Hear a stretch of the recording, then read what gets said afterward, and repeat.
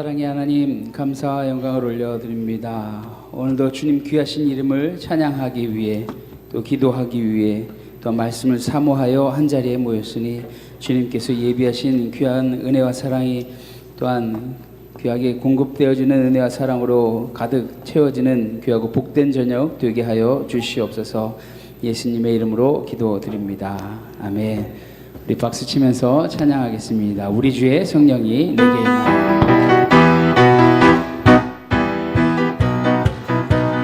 아멘. 우리 주의 성령이 내게 임하여 주를 찬양합니다. 우리 주의 성령이 내게 임하여 주를 찬양합니다. 찬양합니다. 찬양합니다. 주를 찬양합니다.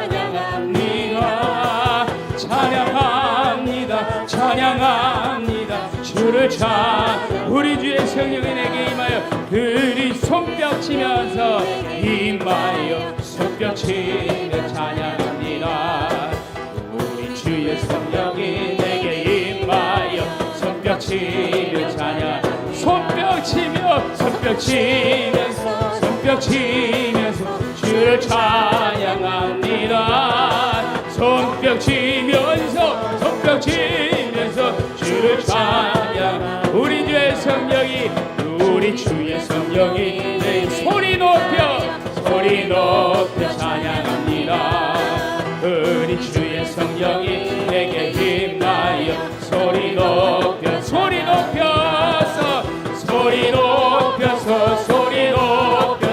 주를 찬양합니다.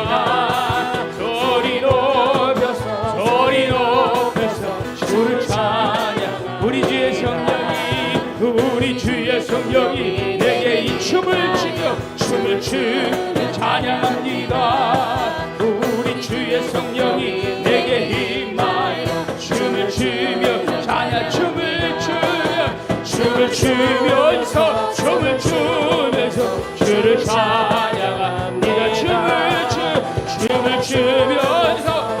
추면서 주를 찬양. 우리 주의 성령이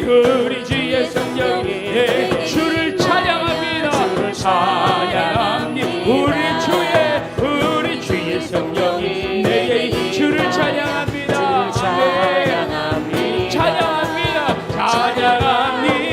찬양합니다. 주를 찬양. 손뼉 치면서 주를 찬양. 소리 높여서 주를 찬양합니다. 소리 높여서 주를 춤을 추면서 주를 찬양합니다. 춤을 추면서 그는 여호와 창조의 하나님, 그는 여호와 전능의 하나님, 길가시 양요요 반석의 하나님, 그는 여호와 치료의 하나님. 찬양하세 할렐루야, 찬양하세요 할렐루야. 그는 여호와 전능의 하나님, 그는 여호와 치료, 그는 여호와 창조의 하나님, 그는 여호와 전능의 하나님, 길라시 양요요 반석의 하나님, 그는 여호와 치료의 하나님. 아멘. 찬양하세 할렐루야, 찬양하세요 할렐루야. 그는 여호와 전능의 하나님, 그는 여호와 치료 자존의 하나님, 아브라함의 하나님, 여호와 샬롬 평강의 하나님, 이스라엘의 하나님, 영원한 하나님, 그는 여호와 치료 자존의 하나님, 아브라함의 하나님, 여호와 샬롬 평강의 하나님, 이스라엘 하나님, 영원한 하나님, 그는 여호와 치료의 하나님. 아멘. 찬양하세 찬양하세. 오 할렐루야. 그는 여호와 전능의 하나님. 그는 여호와 치료의 여호와 이래. 여호와 이래. 그 나의 공급자 구원의 하나님 구주의 하나님 아들을 보내어 그를 증거하. 그는 여호와. 그는 여호와. 여호와 이래. 여호와 이래. 그는 나의 공급자 구원의 하나님 구주의 하나님 아들을 보내어 그를 증거하셨네. 그는 여호와 치료의 하나. 찬양하세. 찬양하세. 할렐루야. 찬양하세. 오 할렐루야. 그는 여호와 전능의 하나님. 그는 여호와 치료의. 찬양하세. 찬양하세. 할렐루야. 찬양하세. 오 할렐루야. 그는 여호와 전능의 하나님. 그는 여호와 치료의 하나님. 찬양하세. 찬양하세. 할렐루야. 찬양하세. 오 할렐루야. 그는 여호와 전능의 하나님. 그는 여호와 치료의 하나님. 찬양하세. 찬양하세. 할렐루야. 찬양하세. 오 할렐루야. 그는 여호와 전능의 하나님. 그는 여호와 치료의 하나님. 찬양하세. 찬양하세. 할렐루야. 찬양하세. 오 할렐루야. 그는 여호와 전능의 하나님. 그는 여호와 치료의. 찬양하세. 찬양하세. 할렐루야. 찬양하세. 오 할렐루야. 그는 여호와 전능의 하나님. 그는 여호와 치료의. 이 시간 우리 다같이 통성으로 기도하겠습니다. 주의 성령으로 충만한 성도들의 삶, 제일교회 모든 성도들이 되게 해달라고 기도하겠습니다. 성령이 충만하여 창조주 하나님을 증거하고 전능하신 하나님을 삶으로 증거하는 인생이 되게 해달라고 기도하겠습니다. 우리 제일교회 모든 성도들이 여호와 이레의 하나님, 언제나 우리를 위해 준비하시고 예비하시고 공급하시는 하나님을 삶으로 증거하는 인생이 되게 해달라고 기도하겠습니다. 우리 제일교회 모든 성도들이 치료의 하나님을 증거할 수 있게 해달라고, 특별히 항암 치료 중이신 손시절 담임 목사님과 환우들을 위해서 속히 치유와 회복의 역사를 이루어 주실 것을 위하여 다 같이 통성으로 기도하겠습니다. 하나님 아버지, 부자가고 은혜가 인생을 주님 나라와 의를 위하여 불러주신 은혜와 사랑에 감사와 영광을 올려드립니다. 주님께서 불러주신 부름에 합당한 삶을 살기 위해 오늘도 잊지 않고 주님의 전과 가정에서 성도들과 함께 기도하기 위해 모였으니 주님 이 시간 우리와 함께하여 주시고 우리의 부르짖음에 응답하여 주시옵소서. 우리 제일교회 모든 성도들의 삶이 성령 충만한 삶이 되게 하여 주시옵소서. 성령을 의지하여 살아가니 어렵고 힘들어도 감사와 기쁨이 넘치게 하여 주시고, 성령을 의지하여 살아가니 세상에서 넉넉히 이기는 제일교회 모든 성도들의 삶이 되게 하여 주시옵소서. 그렇게 성령 충만하여 전능하신 하나님을 삶으로 증거하는 제일교회 모든 성도들이 되게 하여 주시고, 성령 충만하여 언제나 우리 삶을 위해 예비하시고 준비하시고 채우시며 공급하시는 여호와 이레의 하나님을 우리 삶으로 증거하는 제일교회 모든 성도들의 삶, 가정이 되게 하여 주시옵소서. 무엇보다도 우리 하나님께서 마라의 쓴물을 단물로 바꾸시는 여호와 라파 치료의 하나님이심을 믿습니다. 나는 치료하는 여호와라 약속하여 주셨으니 이 시간 교회 안에 육신의 연약함으로 아픔 중에 있는 또한 손시철 담임 목사님과 환우들을 위하여 기도하오니 속히 치유와 회복의 역사를 이루어 주시옵소서. 성도들이 마음을 모아 기도할 때 주님께서 찾아가 만져주시고 치유와 회복의 영이 더하여 암세포는 사라지게 하여 주시고 상처는 아물게 하여 주셔서 아담과 하와를 창조하셨던 아름답고 건강한 모습으로 다시 일상을 회복할 수 있도록 인도하여 주시옵소서. 우리 입술을 들어 치료의 하나님을 찬양합니다. 역사하여 주시옵소서. 우리 마음과 정성을 다해 치료의 하나님을 부르짖습니다. 치료하여 주시옵소서. 회복시켜 주시옵소서. 예수님의 이름으로 기도드립니다. 아멘. 주의 보혈 우리 찬양하겠습니다. 거친 주의 십자가, 거친 주의 십자가, 흐르는 보혈, 방문 되어 내 영혼 깨끗하게 하시고, 하늘과 땅을 이으신 주님의 보혈, 주님의 보혈, 내 평생의 자랑은, 내 평생의 자랑은 주의 십자가로다. 주의 보혈, 주의 보혈 흐르는데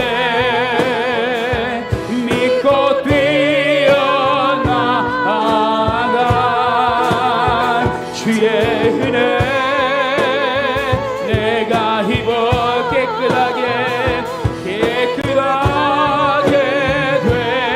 되연 주의 보혈, 주의 보혈 흐르는데 믿고 뛰어나가. 주님의 은혜 내가 입어 깨끗하게 주의 보혈, 주의 보혈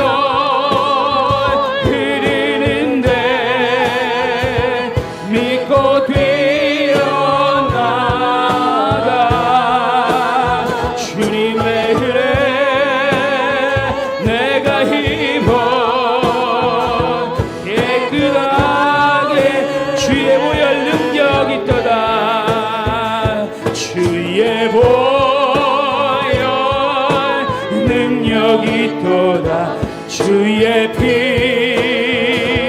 믿으오. 주의 보혈 그 어린 양의 매우 귀중한 피로. 주의 보혈, 주의 보혈 능력이 있도다. 주님의 피 믿으오. 주님의 보혈 그 어린 양의 매우 귀중한 피, 죄에서 자유를 얻게 함을, 죄에서 자유를 얻게 함을. 보혈의 능력 우리 주님의 보혈, 시험을 이기고 승리하니 참 놀라운 능력. 육체의 정욕을 이기림을, 육체의 정욕을 이기림을. 보혈에는 주님의 보혈, 주님의 보혈. 아멘. 정결한 마음을 얻게 하니 참 놀라운 능력이 주님의 보혈, 주님의 보혈 능력이 또다. 주님의 피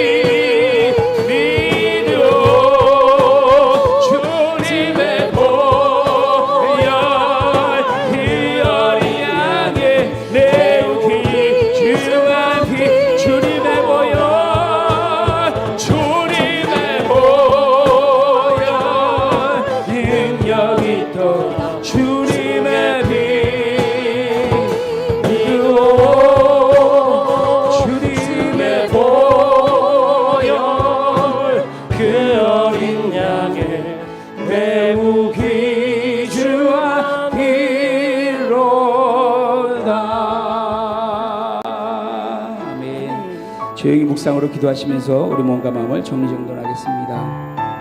말씀을 들고 다니엘 쓰실 우리 윤호성 목사님을 위해 기도해 주시고 귀한 생명의 말씀을 받아 우리 열매 맺는 인생이 되게 해달라고 우리 다 같이 기도하겠습니다.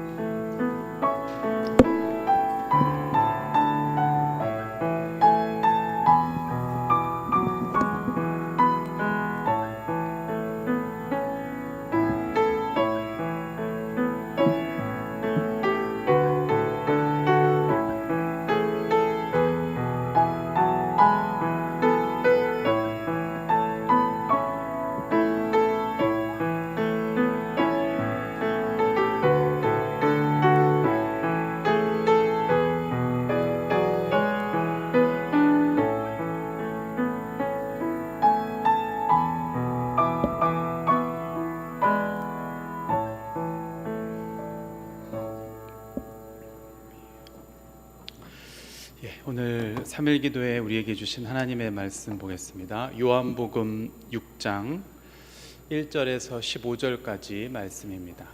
요한복음 6장 1절에서 15절까지 말씀입니다. 우리 한 절씩 교독하고요. 우리 마지막은 같이 읽도록 하겠습니다. 제가 먼저 읽겠습니다. 그 후에 예수께서 디베랴의 갈릴리 바다 건너편으로 가시매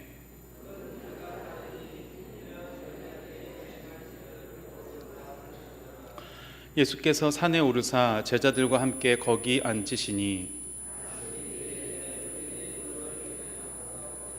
예수께서 눈을 들어 큰 무리가 자기에게로 오는 것을 보시고 빌립에게 이르시되 우리가 어디서 떡을 사서 이 사람들을 먹이겠느냐 하시니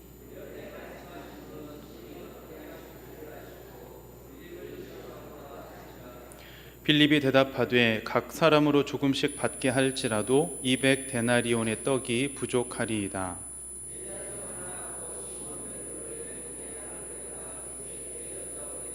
여기 한 아이가 있어 보리떡 5개와 물고기 2마리를 가지고 있나이다. 그러나 그것이 이 많은 사람에게 얼마나 되겠사옵나이까.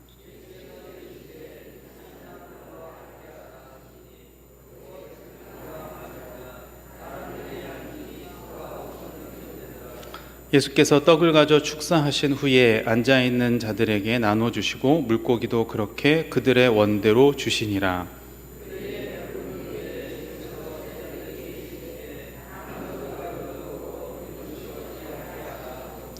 이에 거두니 보리떡 5개로 먹고 남은 조각이 12바구니에 찼더라.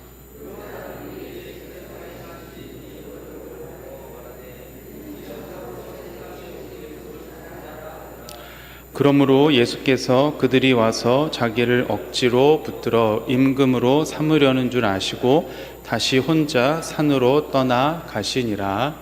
아멘. 오늘 3일 기도에 오신 여러분들 주님의 이름으로 환영하고 축복합니다. 오늘 하루 잘 지내셨습니까? 네, 우리 옆에 계신 분들 보시고요. 오늘 하루도 수고 많으셨습니다. 인사하시고요. 잘 오셨습니다. 이렇게 인사해 주시면 좋겠습니다. 네. 겨울인 것 같은데 지난주 금주 날씨가 조금 따뜻하죠.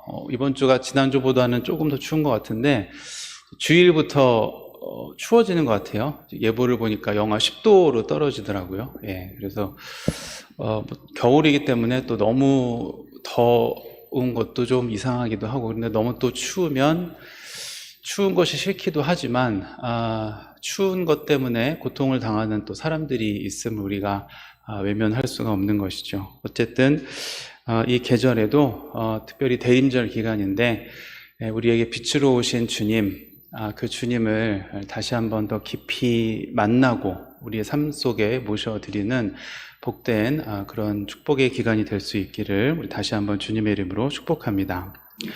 오늘 우리가 함께 나눌 말씀은 오병이어의 기적 사건을 다루고 있습니다. 사복음서에 모두가 다 기록이 되어 있습니다.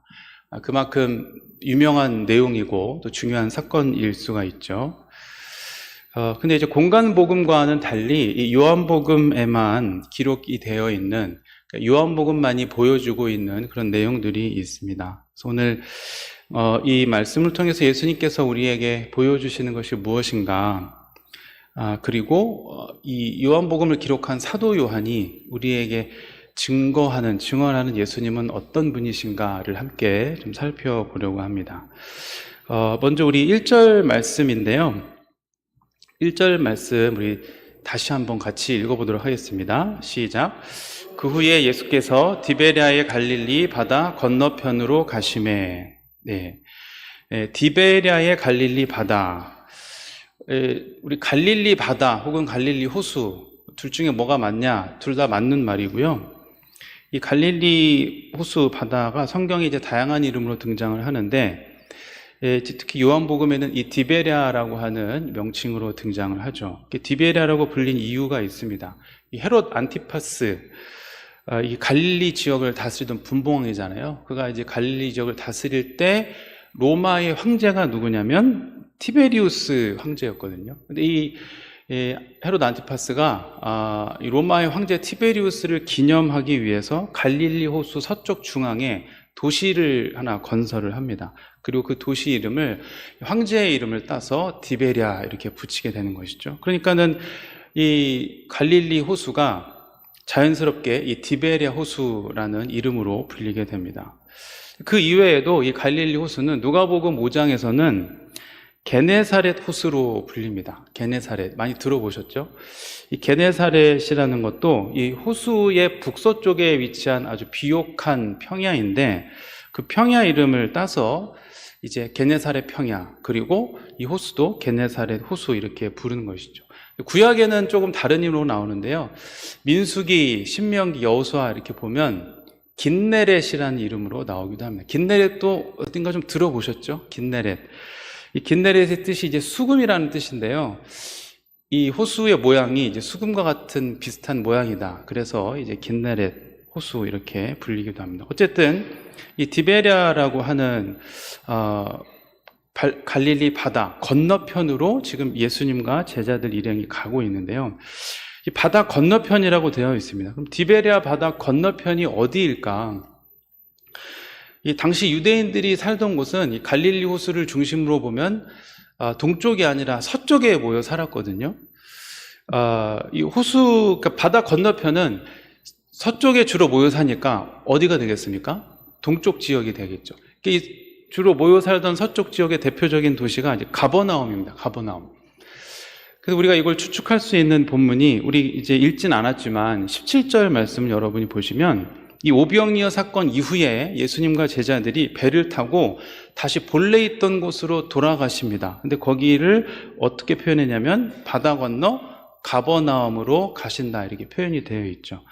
그러니까 이 오병이어 기적이 이루어졌던 이 바다 건너편은 가버나움의 반대편 동쪽에 있는 지역을 말합니다. 근데 명칭으로 말하면 벳세다 지역이라고 할 수가 있습니다. 벳세다. 그래서 이 누가복음에서는 벳세다로 가셨다 이렇게 기록이 되어 있습니다.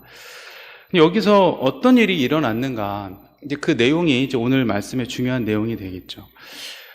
이제 2절 말씀을 보시면 이제 사건이 이제 시작이 되는데요. 2절 말씀을 우리 같이 한번 다시 읽어보겠습니다. 시작. 큰 무리가 따르니 이는 병자들에게 행하시는 표적을 보았음이러라. 자, 큰 무리가 예수님을 따라옵니다. 우리가 복음서를 보면 흔한 일이죠. 왜 따랐는가? 그 따라온 이유, 예수님을 따라온 이유가 무엇인가 봤더니 병자들을 고치는 표적을 보았기 때문이다 이렇게 기록을 하고 있습니다. 이 부분이 이제 요한복음에서 특별히 우리에게 보여주려고 하는 내용인데요. 사도 요한이 요한복음을 기록하면서 우리에게 보여주려고 한 이 전체, 요한복음 1장부터 21장에 이르는 게 전체를 통해서 보여주려고 하는 내용이 있습니다. 그것은 뭐냐면 우리 신앙의 궁극적인 목표가 무엇을 찾아서가 아니고요, 누구를 찾아서의 신앙으로 바뀌어야 된다라고 하는 것을 보여줍니다. 무엇을 찾아서가 우리 신앙의 출발점일 수는 있는데요, 거기에 머물러 있어서는 안 되고요, 무엇을 우리에게 주시는 누구, 그 누구를 만나야 한다라는 것이죠. 예수님을 무엇, 즉 우리의 필요를 채워주시는 분으로 생각했던 사람들이 지금 2절에 등장하는 사람들입니다. 그래서 병자들을 고쳐주신 예수님을 보았기 때문에 우리의 또 어떤 필요를 채워줄 수 있을 것으로 생각하고 이 예수님을 찾아온 것이죠. 그러니까 한마디로 말하면 예수님을 어떤 도구로 삼는 그런 사람들이라고 할 수 있습니다. 우리 요한복음 1장 38절 보시면 이미 우리가 앞전에 살펴봤던 내용인데요. 세례 요한의 제자 중에 둘이 예수님을 따를 때 그들에게 예수님이 던진 질문이 있습니다. 어떻게 되어 있냐면 요한복음 1장 38절입니다. 예수께서 돌이켜 그 따르는 것을 보시고 물어 이르시되 무엇을 구하느냐 이렇게 질문을 하십니다. 이 질문은 별거 아닌 것 같은데요. 당시 사람들이 왜 예수님을 찾아오고 만나려고 하는지를 아주 잘 보여주는 질문입니다. 누구든 예수님을 무엇 때문에 찾아왔다라고 하는 것이죠. 그래서 여러분 그 이후의 내용이 다 그것을 보여줍니다. 여러분 요한복음 3장에 누가 등장하죠? 벌써 다 잊어버리셨나요? 요한복음 3장에 니고데모가 등장을 하잖아요. 니고데모가 무슨 문제를 가지고 옵니까? 영생의 문제. 좀 고상해요. 다른 것보다 영생의 문제를 가지고 예수님 앞에 가지고 나오죠. 요한복음 4장에는 누가 나옵니까? 사마리아 여인 나오잖아요. 마실 물을 구하죠, 예수님에게. 그리고 오늘 우리가 읽은 요한복음 6장 2절 말씀에 보면 이 병자들에게 행하신 표적을 보고 봤기 때문에 사람들이 예수님을 찾아온 것이죠. 그런데 이렇게 예수님을 문제 해결의 도구 혹은 수단으로 삼는 사람들에게 주님께서 안타까워 하시면서 하시는 말씀이 있습니다. 그 말씀이 무엇이냐면 우리가 이제 다음 주에 살펴보겠지만 6장 26절 말씀인데요. 이 26절 말씀 여러분이 눈으로 보시면요 이렇게 되어 있습니다. 예수께서 대답하여 이르시되 내가 진실로 진실로 너희에게 이르노니 너희가 나를 찾는 것은 표적을 본 까닭이 아니요 떡을 먹고 배부른 까닭이로다. 아주 꼬집어서 얘기하는 것이죠. 예수님을 찾는 이유가 표적에 있지 않고 떡에 있다라는 것입니다. 그러니까 요한복음에는 공간복음에 나오는 기적이라는 말 대신에 표적이라는 말이 나오거든요. 이게 세메이온이라고 되어 있는데요. 그 이유는 이 요한복음은 기적보다는 그 기적을 통해서 전달하고자 하는 메시지에 더 큰 관심을 두고 있기 때문에 그렇습니다. 이 메시지가 담겨 있는 것을 표적이라고 얘기를 하거든요. 그 핵심 메시지, 표적이 담고 있는 핵심 메시지가 무엇이냐면 예수님이 누구신가를 우리에게 보여주는 것입니다. 초점이 이 예수님에게 있는 것이죠. 그분이 누구입니까? 요한복음이 계속 강조하고 있는 것은 그분이 바로 하나님의 아들이라고 하는 것이죠. 하나님의 아들.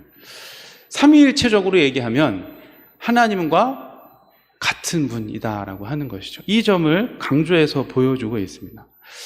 여러분, 예수님을 우리의 필요를 채워주는 분으로 이해하는 것은 초점이 어디에 맞춰져 있는 것입니까? 우리의 필요에 초점이 맞춰져 있습니다.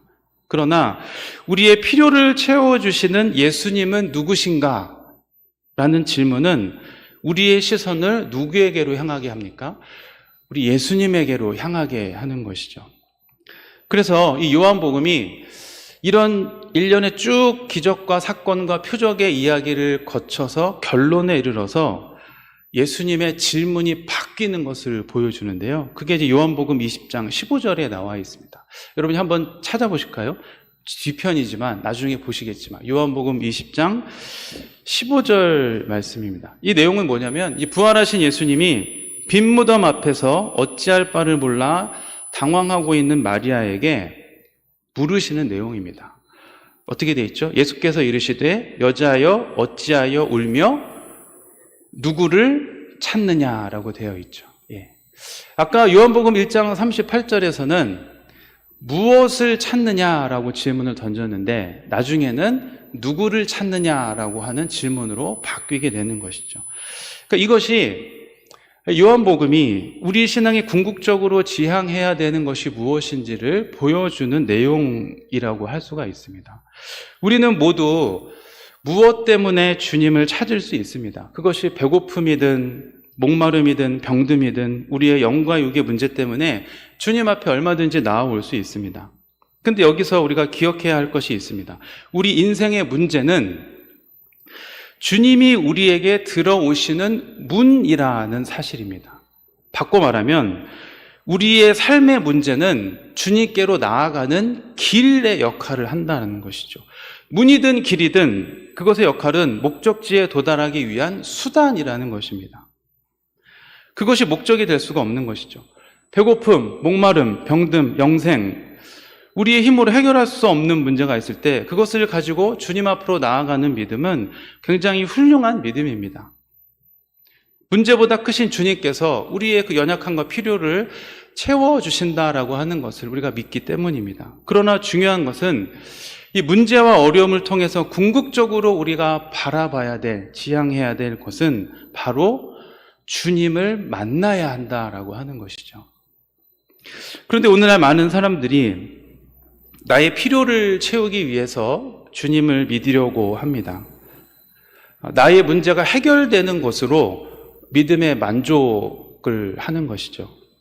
여기서 주님은 그냥 수단일 뿐입니다. 그러나 우리의 신앙 그것을 출발점으로 삼아서 나아가야 됩니다. 모든 것 너머에 계신 그 주님을 만나야 하는 것이죠.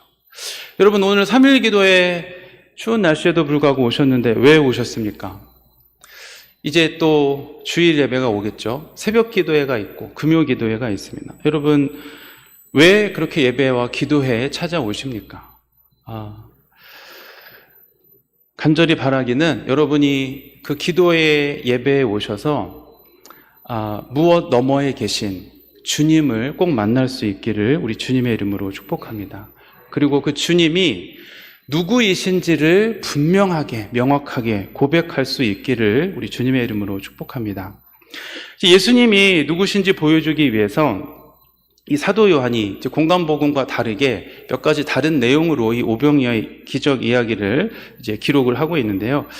이제 4절 말씀을 보시면 이 사건이 일어났던 때가 언제인지를 보여주고 있습니다. 마침 유대인의 명절인 무엇이 6월절이 가까웠다 이렇게 기록이 되어 있죠. 다른 공관복음에는 이 내용이 없거든요. 굳이 왜 이 6월절에 이 사건이 일어났다라고 하는 것을 요한이 기록을 하고 있을까? 여러분, 6월절 하면 생각나는 것이 있죠. 뭐가 있죠? 출애굽이죠. 예. 그리고 출애굽해서 이스라엘 백성들이 어디로 갑니까? 광야로 가잖아요. 광야에 뭐가 아무것도 없어요. 먹을 게 없어요. 그래서 하나님이 뭐를 주시죠? 만나와 메추라기를 주시죠. 반석에서 물이 나오게 해주시잖아요. 그러니까 이 먹을 것이 없는 광야에서 만나와 메추라기를 내려주신 분이 누구시죠? 하나님이시잖아요. 마치 그것과 이 오병이어의 기적의 사건을 연결짓고 있는 것이죠. 우리에게 일용할 양식을 공급해 주시는 분이 누구라는 것입니까? 하나님이라는 것이죠. 오늘 본문에서 이 오병이어의 기적을 베푸시는 분이 누구인가? 예수님이라고 하는 것을 보여줍니다. 먹을 것이 없는 무리를 먹이시는 분이 누구신가? 바로 예수님이라고 하는 것이죠. 예수님이 베푸시는 기적만 보지 말고 기적에 담겨있는 메시지, 즉 표적을 보라는 것입니까? 그 표적이 누구를 가리킵니까? 바로 예수님을 가리키고 있는 것이죠. 그분은 하나님의 아들이시고 하나님과 같은 분이시다. 이것을 계속해서 강조해서 우리에게 보여주고 있습니다. 사랑하는 성도 여러분, 우리의 시선을 예수님께 맞추면 우리가 보는 것도 달라지게 되어 있습니다. 우리의 시선이 우리의 필요에만 국한이 되어 있으면 그것을 뛰어넘지 못합니다. 그러나 그 너머에 계신 주님을 주목하기 시작하고 주님을 보기 시작하면 그분이 하시는 일이 무엇인지, 그분의 관심이 어디에 있는지, 어떤 방법으로 하시는지, 어떤 마음으로 하시는지를 볼 수 있게 되는 것이죠. 더 깊은 은혜와 믿음의 차원으로 들어갈 수 있게 된다라고 하는 것입니다. 바로 그 주님을 여러분들이 꼭 매일 만나는 은혜가 있기를 우리 주님의 이름으로 축복합니다. 그럼 이 사도 요한이 우리에게 보여주고 있는 예수님이 어떤 분이신가? 이제 5절, 6절 말씀인데요. 우리 5절, 6절 말씀을 같이 한번 읽어보도록 하겠습니다. 시작. 예수께서 눈을 들어 큰 무리가 자기에게로 오는 것을 보시고 빌립에게 이르시되 우리가 어디서 떡을 사서 이 사람들을 먹이겠느냐 하시니 이렇게 말씀하심은 친히 어떻게 하실지를 아시고 빌립을 시험하고자 하심이라. 자, 지금 많은 무리가 예수님에게 왔는데요. 이 사람들이 지금 배고픔 가운데 있어요. 요한복음에는 그 내용이 기록이 되어 있지는 않습니다. 그러나 마태, 마가, 누가를 보면 그들을 불쌍히 여겼다 이런 말씀이 기록이 되어 있거든요. 자, 배고픈 사람들을 먹이기 위해서 제자들 중에 가장 도움을 줄 수 있는 사람이 누군가? 예수님이 질문을 누구에게 했죠? 빌립에게 하잖아요. 빌립이 당첨이 됐습니다. 빌립이 왜 당첨이 됐을까? 빌립이 벳세다 출신이거든요. 지금 이 오병이어의 기적이 어디에서 일어났다고 그랬죠, 아까? 벳세다라고 하는 곳. 이 지역을 너무나 잘 알고 있는 사람, 이 지역 출신 빌립에게 물어보는 것이죠. 그럼 주님이 정말 빌립의 도움이 필요해서 야, 우리가 어디서 떡을 사서 이 사람들을 먹일 수 있을까? 이런 질문을 하셨을까요?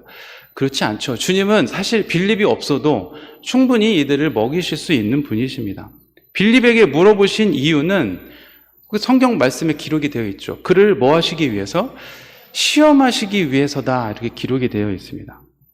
즉 예수님의 생각과 빌립이 제자들을 대표하잖아요. 이 제자들의 생각이 어떻게 다른지를 드러내 보이시고자 예수님께서 시험을 하시는 겁니다. 이 시험하다라는 말이 이제 헬라어로 페이라조라고 되어 있는데요. 두 가지 뜻이 있습니다. 하나는 시험하다는 뜻이 있고요. 또 한 가지는 유혹하다라는 뜻이 있습니다. 이 차이가 뭐죠? 시험은 왜 하는 것입니까? 성장시키기 위해서 하는 것이죠. 믿음의 관점에서 보면 믿음을 성장케 하기 위해서. 근데 유혹은 여러분 왜 하는 것이죠? 넘어뜨리기 위해서, 죄에 빠져서 넘어뜨리기 위해서 하는 것이죠. 그러니까 주체가 다릅니다. 사탄이 하면 뭐가 됩니까? 유혹이 되는 것이죠. 그런데 하나님이 하면 뭐가 됩니까? 테스트의 의미가 있습니다. 그게 바로 시험인 것이죠. 대표적인 것이 여러분 창세기 22장에 나와 있어요. 22장 1절에 보면 유명한 사건, 22장에 여러분 뭘 기록하고 있습니까? 하나님이 아브라함에게 나타나서 시험을 하세요. 그의 믿음을 시험하시면서 하라고 하신 일이 뭡니까? 모리아산에 올라가서 이삭을 바치라는 거잖아요. 그때도 하나님은 아브라함을 테스트하신 것이죠. 지금 주님이 빌립을 비롯한 제자들을 테스트하고 계십니다. 근데 이 빌립이 즉각적으로 대답을 합니다. 조금도 주저하지 않고. 7절 말씀인데요. 빌립이 대답하되 각 사람으로 조금씩 받게 할지라도 200데나리온의 떡이 부족하리이다. 기가 막힙니다. 200데나리온이라고 하는 구체적인 숫자가 바로 이렇게 계산기도 없는 시절에 바로 머리에서 딱 나왔습니다. 이 빌립이 얼마나 계산이 빠르고 합리적인 사람인지를 보여주는 내용이죠. 이걸 오늘날 우리 시대 화폐 가치로 환산하면 이렇습니다. 여러분 2023년 기준으로 최저 시급이 얼마인지 아십니까? 최저 시급 9,620원이더라고요. 네, 9,620원. 그러면 근로 기준이 하루 몇 시간 일하게 되어 있습니까?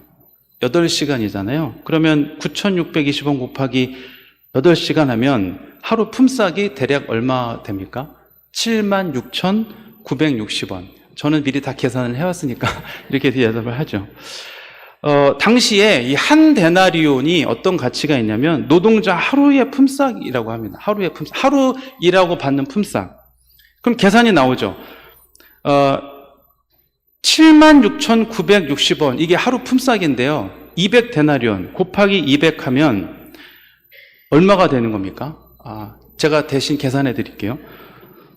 1,539만 2,000원이 됩니다. 예. 지금 제가 왜 이렇게 굳이 계산을 하냐면 빌립식으로 계산한다라고 하는 것을 보여준 겁니다. 빌립이 지금 예수님 앞에서 이렇게 계산을 해서 보인 거거든요. 예수님의 부자도 아니고 갑자기 1,500만 원이나 되는 돈이 어디서 나오겠습니까? 그러니까 빌립이 지금 얘기하려고 하는 게 뭐죠? 이렇게 구체적인 숫자를 들이밀면서 예수님에게 하려고 하는 얘기는 뭐죠? 지금 그게 불가능하다라고 하는 거를 이렇게 계산적으로 합리적으로 보여주고 있습니다. 근데 여러분 지적이고 분석적이고 합리적인 사람이 참 훌륭한 어떤 은사일 수 있습니다. 그런데 이퀄 신앙이 좋고 영성이 깊다라고 얘기할 수는 없는 것입니다. 물론 다 그렇지는 않겠죠. 하지만 정비례하는 것은 아니라는 것입니다. 빌립이 좋은 예죠. 빌립은 이미 요한복음 2장에 가나 혼인잔치의 기적을 봤던 사람입니다. 예수님의 제자잖아요. 베데스다 목가에서 38년 된 병자가 예수님을 통해서 고침받는 기적을 보고, 왕의 신하의 아들이 고침을 받는 것을 보고 계속해서 그 치유와 기적을 봤던 사람이에요. 그럼에도 불구하고 그는 여전히 뭘 하고 있습니까? 계산을 하고 있는 것이죠. 요한복음 14장에 보면 이 빌립이 예수님에게 이런 질문을 합니다. 하나님을 보여달라고 그럽니다. 그러니까 이 예수님이 너무 기가 막혀서 지금까지 나와 함께 했으면서 아직도 모르냐? 나를 본 것이 곧 누구를 본 것이다? 하나님을 본 것이다. 이렇게 나무라십니다. 꾸지람을 듣습니다. 그러니까 이 빌립 같은 신앙은 재빠르게 견적은 나오지만 뭐를 볼 수 없는 겁니까? 기적을 볼 수가 없는 것이죠. 우리가 어떤 일을 할 때 합리적으로 분석적으로 계획을 짜고 준비하는 것은 굉장히 필요한 일입니다. 그런데 거기에 얽매여 있어서는 안 된다라고 하는 것이죠. 철저하게 준비하지만 우리는 늘 하나님을 향해서 열려 있어야 됩니다. 왜냐하면 하나님의 방법은 사람의 방법과 다르기 때문입니다. 우리가 그 부분을 닫아놓고 우리의 계산과 합리성 안에 하나님을 가두려고 하면 우리는 그 이상을 볼 수가 없는 것이죠. 여러분, 하나님은 99마리 양을 내버려 둔 채 1마리 양을 찾기 위해서 집을 나서시는 분이십니다. 1시간 일한 일꾼도 하루 종일 수고한 일꾼과 똑같은 품삯을 주시는 것이 주님의 방법이라고 하는 것이죠. 하나님의 방법은 우리의 머리로 계산하고 측량을 할 수가 없는 것입니다. 그래서 예전 일이지만 제가 청년 일부 맡았을 때 우리 청년들과 함께 단기 선교를 준비하면 그 어느 때보다도 열심히 준비합니다. 밤을 새서 연습하고 준비하고 기도하고. 그런데 준비하면서 늘 제가 했던 말이 있습니다. 열심히 준비하고 최선을 다해서 완벽하게 하지만 거기에 가서 이걸 다 하려고 생각하지 마라. 만약에 가서 그곳에 계신 선교사님이 아니다라고 하면 당장 포기할 마음으로 준비해라, 이렇게 얘기하거든요. 근데 이거 다 해야 된다 이런 마음으로 가면 안 되는 것이죠. 합리적인 계산을 마친 빌립이 은근슬쩍 안 된다라고 말을 하는데, 그러면 어떻게 해야 하는가? 이 질문 속에 사실 답이 있습니다. 여러분, 예수님의 질문을 한번 다시 보십시오. 우리가 어디서 떡을 사서 이 사람들을 먹이겠느냐? 다른 복음서에는 없는 질문이거든요. 우리가 어디에서 떡을 살 수 있겠느냐? 이렇게 질문을 합니다. 여러분, 이 질문에서 중요한 포인트가 뭔가? 예수님은 그 포인트를 우리가 어디에서에 두고 있습니다. 그런데 빌립은 뭘 보고 있냐면 살 수 있겠느냐에 포인트를 두고 그 질문을 받아들이고 있는 것이죠. 빌립과 제자들이 이 요한복음 5장까지 있었던 예수님의 기적과 이적과 그 행적을 다 몸으로 보고 경험했던 사람들이에요. 그러면 이 질문에 어떤 대답이 나와야 하겠습니까? 우리가 어디에서 떡을 살 수 있겠느냐라고 했으면 그것을 경험했던 제자들에 비해서 무슨 얘기가 나와야겠습니까? 우리가 누구에게서? 예수님에게서. 이 말이 나와야죠. 예수님에게서. 예수님이 계시잖아요. 주님이 계시잖아요. 여러분, 우리가 만나는 인생의 모든 문제 앞에서 우리는 계산하기 이전에 먼저 하나님을 찾아야 합니다. 그리고 계산하고 나서도 하나님을 찾아야 합니다. 왜냐하면 하나님이 일하시는 방법, 하나님이 하시는 일을 우리는 다 알 수 없기 때문에 그렇습니다. 주님은 저와 여러분의 합리성, 그 계산 너머에 계신 분이다라고 하는 것을 오늘 말씀이 우리에게 보여주고 있는 것이죠. 사랑하는 성도 여러분, 최선을 다해서 철저하게 준비하고 열심히 하십시오. 그러나 하나님을 향하여 열어놓으십시오. 주님께 맡기는 믿음을 가지십시오. 그때 우리에게 정말 하나님이 하시는 그 기적을 볼 수 있는 그 믿음의 세계가 열릴 줄로 믿습니다. 요한이 우리에게 보여주고 있는 예수님은 또 어떤 분이신가? 8절 9절 말씀인데요. 이제 8절 9절 말씀도 같이 한번 읽어보겠습니다. 시작. 제자 중 하나 곧 시몬 베드로의 형제 안드레가 예수께 여짜오되 여기 한 아이가 있어 보리떡 5개와 물고기 2마리를 가지고 있나이다. 그러나 그것이 이 많은 사람에게 얼마나 되겠사옵나이까. 빌립의 이야기가 끝나자마자 굉장히 좋은 사람이 등장을 하죠. 이 안드레라고 하는 사람이 등장을 합니다. 여러분 8절만 보시면 이 안드레의 믿음이 참 귀해요. 안드레가 한 아이가 가지고 있던 뭘 가져옵니까? 보리떡 5개와 물고기 2마리를 가지고 오잖아요. 이 안드레의 믿음이죠. 그런데 9절은 그의 믿음 다음에 뭐가 있냐라는 것을 보여주냐면 회의감이 있다라고 하는 것을 보여주죠. 그러나 그것이 이 많은 사람에게 얼마나 되겠사옵나이까.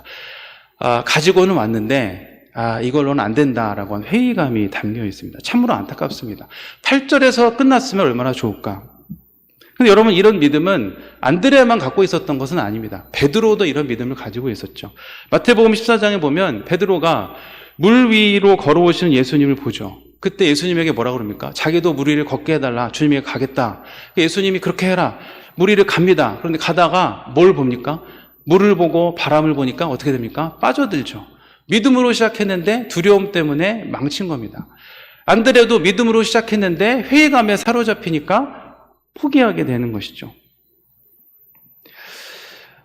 저와 여러분이 이런 믿음으로 시작했는데 회의감 때문에, 두려움 때문에 하나님 앞에서 좌절하는 순간이 얼마나 많이 있습니까? 안드레는 이 한 아이가 가지고 온 작고 보잘것없는 것, 하나님의 일에 무가치한 것이라고 생각을 했습니다. 여러분도 그렇게 생각하십니까? 표현은 다르지만 안드레도 빌립처럼 크기, 사이즈, 숫자에 얽매여 있는 믿음인 것을 우리에게 보여주고 있는 것이죠. 그런데 주님은 무엇을 보시는가? 다른 것을 보고 계십니다.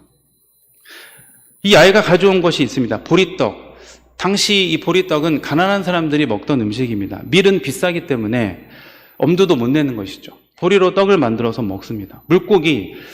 여러분, 무슨 물고기를 상상하십니까? 도미, 우럭, 광어. 그런 거 아니죠. 옵사리온이라고 그러잖아요. 이름도 없는 볼품없는 작은 물고기입니다. 그리고 그걸 가져온 사람이 누굽니까? 한 아이, 어린 꼬마입니다. 가져온 사람도 가지고 온 양식도 안드레의 시선, 제자들의 시선, 세상의 관점에서 보면 정말로 보잘것없고 하찮은 것입니다. 그러나 주님은 그것을 다른 눈으로 보셨습니다. 그것을 가지고 온 어린 꼬마의 중심을 보신 것이죠. 자기가 가진 것에 전부를 내놓은 아이, 그 중심을 보십니다. 어쩌면 이 아이에게 이런 마음이 있었는지도 모르겠습니다. 주님은 얼마나 배고프실까? 나는 굶어도 주님은 드셔야지. 주님 생각하는 마음이 담겼는지도 모르겠습니다. 어쨌든 주님은 이 아이의 그 마음의 중심을 보고 계신 것이죠. 사랑하는 성도 여러분, 우리는 어떻습니까? 우리도 안드레처럼 큰 것, 작은 것, 대단한 것, 위대한 것, 하찮은 것을 구분하지 않습니까? 사람들은 헌신을 하면서도 헌신을 나누는 것을 너무 좋아합니다. 큰 헌신, 작은 헌신, 귀한 헌신, 보잘것없는 헌신. 그러나 주님이 우리에게 원하시는 것은 대단한 것이 아닙니다. 큰 것이 아닙니다. 우리의 마음을 온전히 주님께 드리기를 원하신다는 것이죠. 온전히 주님께 맡기기를 원하신다는 것입니다. 내가 가진 것이 작다고 불평하거나 포기하는 것이 아니고, 주님은 우리의 부족함을 통해서 당신의 크심을 드러내는 분이시기 때문에 기꺼이 우리의 연약함을 주님께 맡기기를 원하신다라는 것입니다. 여러분, 신명기 7장 7절에 우리 하나님께서 이스라엘 백성들에게 말씀하십니다. 여호와께서 너희를 기뻐하시고 너희를 택하심은 너희가 다른 민족보다 수요가 많기 때문이 아니니라. 너희는 오히려 모든 민족 중에 가장 적으니라. 하나님이 이스라엘 백성들을 택하신 이유가 그 민족의 크고 위대함 때문이 아니라는 것이죠. 오히려 가장 적기 때문이다라고 말씀하십니다.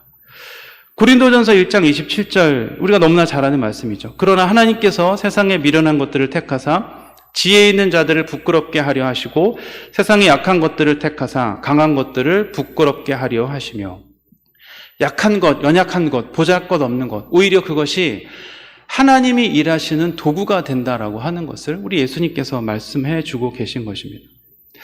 여러분, 예수님은, 요한이 우리에게 보여주고 있는 예수님은 어떤 분이십니까? 우리의 연약함, 우리의 부족함, 보잘것없음을 통해서 일하시는 분이십니다. 여러분, 그런 예수님에 대해서 동의하십니까? 예수님은 나의 부족함과 연약함을 통해서 일하신다. 여러분, 그 예수님을 정말로 믿고 따르십니까? 주님은 나의 능력치를 보는 것이 아닙니다. 우리의 헌신을 보시는 분이 우리 주님이십니다. 사랑하는 성도 여러분, 주님의 일을 하는 데 있어서 크고 작음은 없습니다. 온전한 헌신이 있을 뿐입니다. 여러분을 보고 여러분 스스로 좌절하지 않기를 주님의 이름으로 축복합니다. 여러분의 중심을 보시는 주님께 여러분을 온전히 드릴 수 있는 은혜가 있기를 주님의 이름으로 축복합니다. 교회에서는 이 헌신할 일꾼들이 있어야, 봉사자들이 있어야 교회의 각 기관과 부서가 한 해도 또 잘 꾸려갈 수 있잖아요. 그런데 그런 헌신 앞에서 늘 우리의 자금과 연약함과 보잘것없음이 핑계가 되곤 하죠. 그런데 여러분, 내가 부족한 만큼 누가 일하시는 영역이 커지는 겁니까? 하나님이 일하시는 영역이 커지는 거죠. 여러분, 그것을 경험할 수 있는 자리가 사실은 봉사와 헌신의 자리인 것이죠.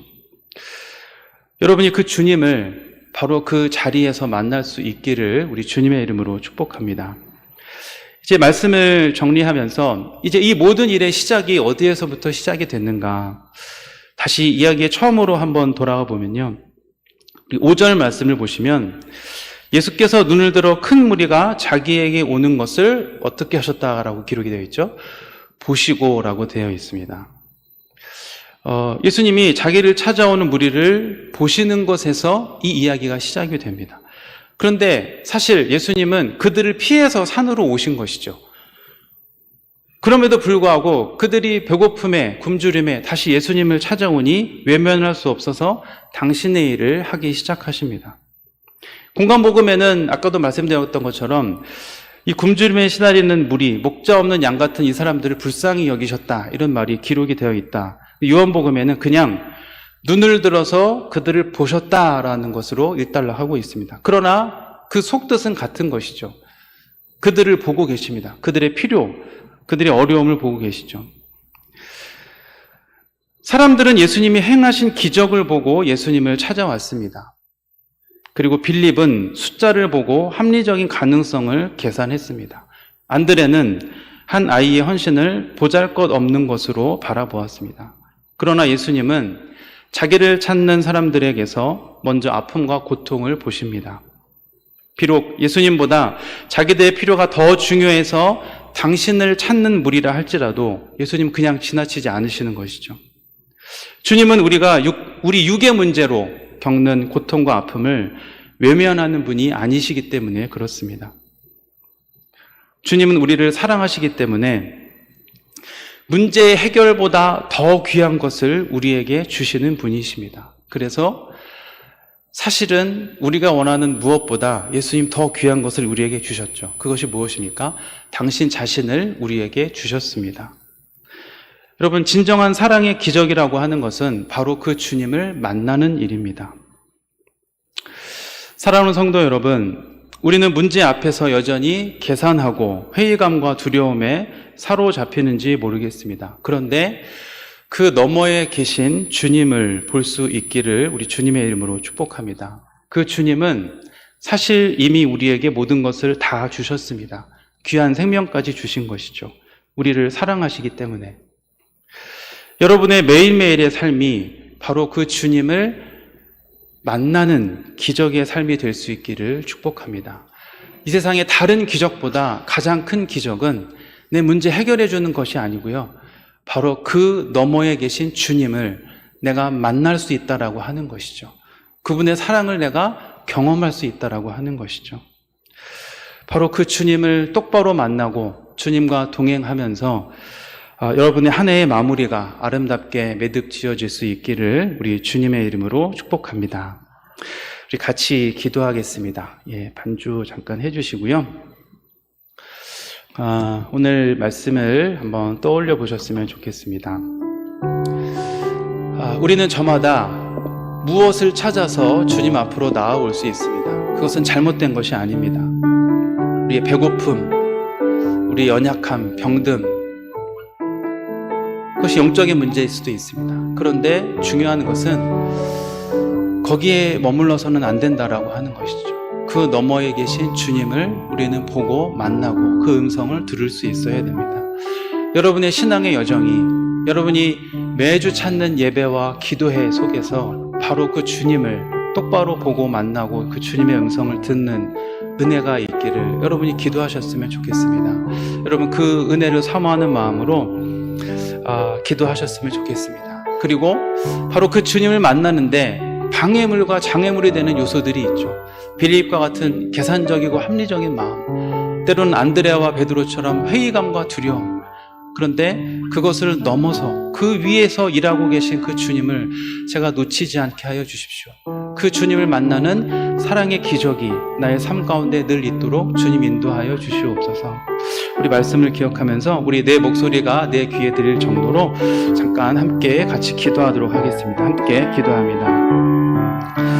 사랑의 아버지 하나님, 오늘도 우리를 삼위 기도회로 불러주시고 주의 말씀 허락하여 주시니 감사를 드립니다. 아버지 하나님, 우리 요한복음을 통하여 특별히 우리에게 주신 하나님의 말씀을 듣습니다. 하나님, 우리 모두는 주님 앞으로 나아올 때 어떤 문제 해결을 위하여 나아올 수 있습니다. 그러나 하나님, 그것이 전부가 아니라 그 너머에 계신 우리 주님을 인격적으로 만나고 그 주님을 눈으로 뵙고 그 주님의 음성을 듣는 은혜가 있도록 주님께서 인도하여 주시옵소서. 주님은 이미 우리에게 당신 자신을 온전히 내어주셨는데 우리는 그 주님에는 관심이 없고 우리 주님께서 나에게 무엇을 주실지에만 관심을 가지고 신앙생활을 하고 있지는 않습니까?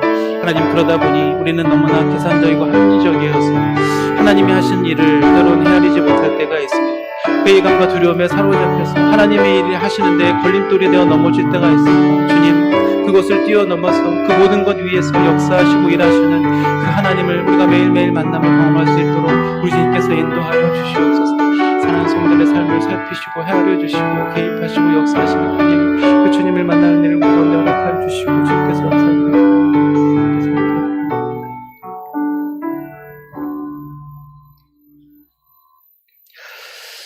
지금은 우리 구주 예수 그리스도의 구원의 은혜와 아버지 하나님의 사랑과 성령님의 교통하심이 주님을 만나는 그 기쁨과 감격을 가지고 다시 세상 한복판으로 나아가는 사랑하는 모든 주님의 귀한 권속들 가운데 항상 함께 계시기를 간절히 축원하옵나이다. 아멘.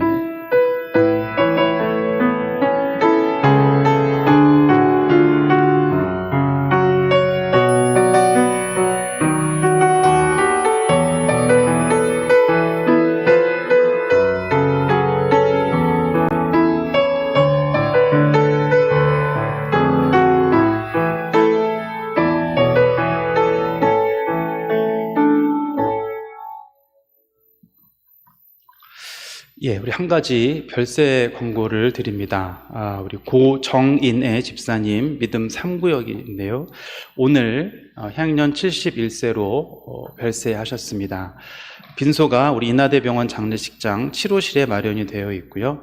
이제 곧 8시 30분에 위로 예배를 드립니다. 입관 예배는 내일 오후 12시에 드리고 천국 환송 예배는 모레 금요일 오전 11시 30분에 드리게 됩니다.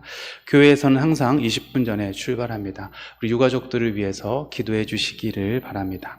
이제 3일 기도회를 마칩니다. 은혜 중에 안녕히 돌아가시기 바랍니다.